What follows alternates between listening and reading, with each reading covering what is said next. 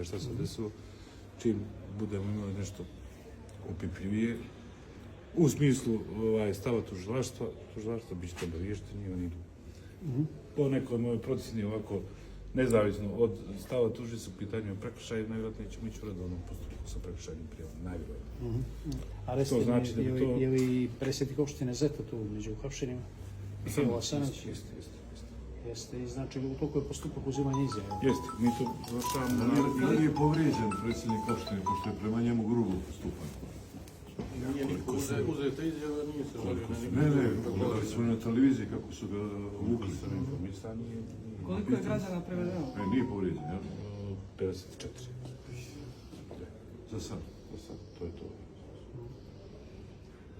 Znači, imate li neku vremensku dinamiku u kojoj bi trebalo ovo što ste Ja rekli? računam nekih narednih sati po do 2 će biti sve to precizno i jasno.